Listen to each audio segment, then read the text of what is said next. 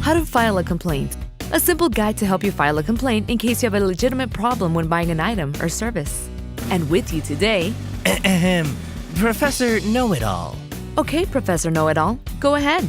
Thank you. Well, let me tell you, if you have a problem with a purchase, the first thing you should do is complain to all your friends on social media. Oh, not at all. I have the Consumer Action Handbook here, and it says that the first thing you should do is inform the seller about the problem. Most complaints are actually resolved that way. And do it as soon as possible because some stores offer limited time for returns and refunds. If your problem is not resolved on the first try, ask to speak with a supervisor or manager. Sometimes it's just a matter of knowing who to talk to in order to resolve the issue. Well, that's what I was saying. So in other words, if you didn't like the final score of the game you watched last night, you should complain immediately so you can get your money back. No, it doesn't work that way. I think I'll need to be more clear. Look, Professor, if for example you buy a television set and you carefully take it home, then you unpack it and the screen is cracked, then you should make a complaint at the place where it was purchased. And if I didn't like the game that I watched on that television, can I return it? You'll never understand. Back to the topic of how to file a complaint. You should meet my friend Luis.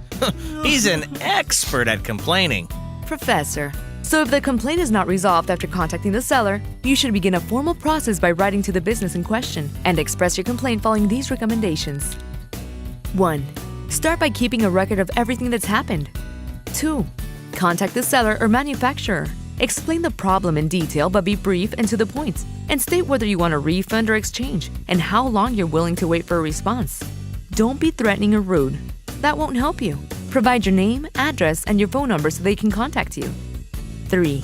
If the problem does not get resolved, there are various other options that you can consider, like contacting trade associations or national consumer organizations. 4. You can also contact local or state consumer protection offices or the closest BBB.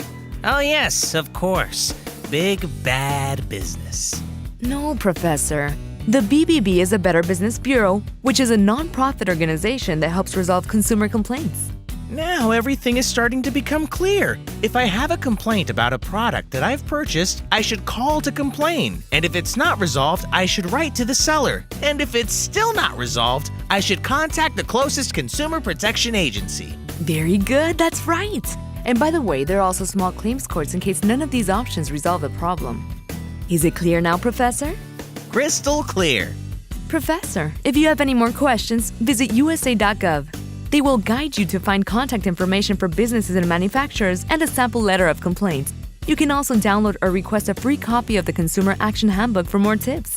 Okay, but I have one more question. Yes? About the handbook or about how to file a complaint? No, not that. I want to know if we're done because I'm running a little late for the game. Yes, Professor. But remember, for more information and to request our free Consumer Action Handbook, visit USA.gov or in Spanish at gobiernousa.gov.